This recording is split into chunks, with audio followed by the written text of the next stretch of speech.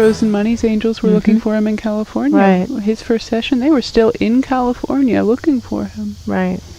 That's true. On the soul plan, at least for Rose and Money, it still said he was supposed to be in California. That's a problem. How do we help these people? What do we do?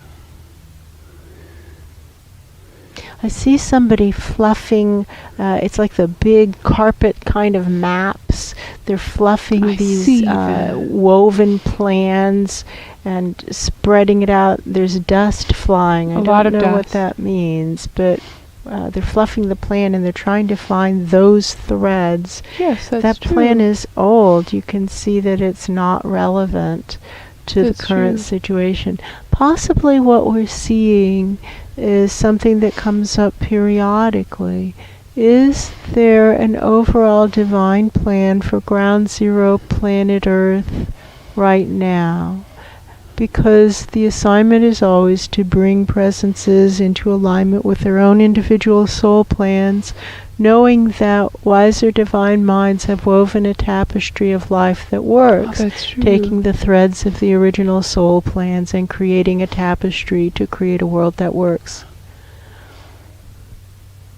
Is there a soul plan for Ground Zero planet Earth? Is there a divine plan, an overall divine plan for Ground Zero planet Earth? Is there an overall divine plan for Ground Zero planet Earth? Updated and current. It's that feeling of you've got to understand, and we do understand actually. That's true. And that means there isn't currently an overall divine plan. That's true. That takes into account the realities of the situation. That's true. How do we help the individuals?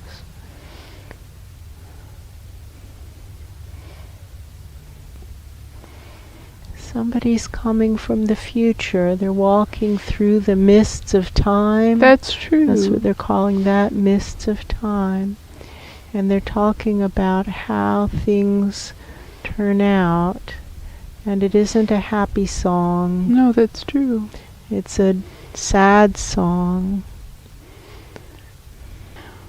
We don't get an overwhelming amount of answers. No, that's true. It's not a discernible answer. So how about our other inquiry for the filming?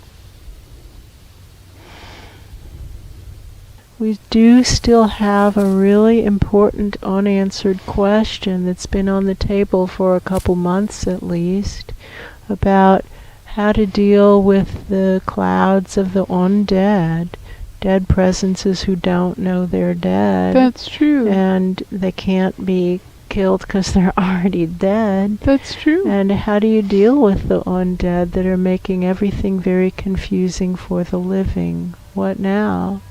How to deal with the undead on a mass scale. It's the same kind of question. How do we deal with the panicked young people on a mass scale?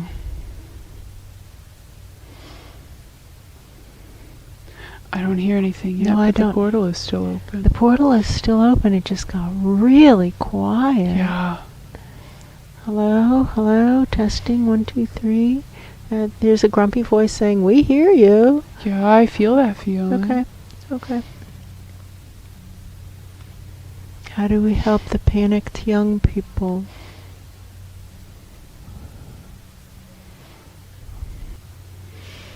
It feels like these questions are connected, doesn't it? Mm-hmm.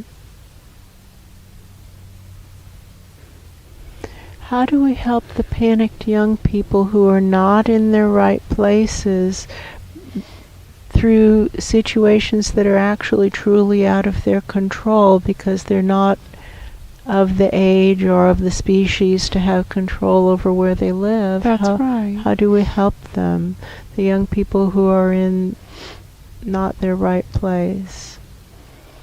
Because the right place doesn't exist anymore. That's right. And maybe that's how it intersects with the undead. How to help the undead who are in not their right place because the right place doesn't exist anymore.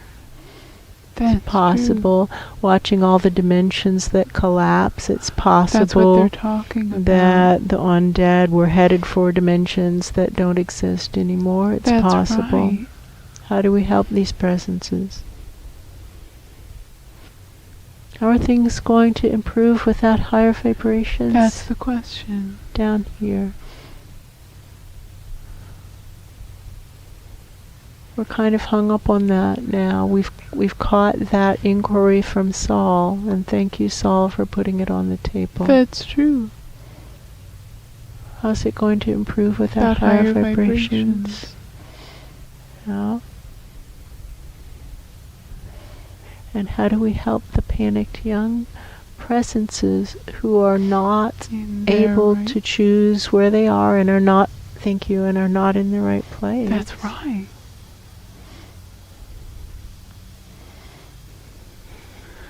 Well, someone upstairs is talking, and it might not be the right person to listen to, but what they're saying is there's a really big problem of fantasy.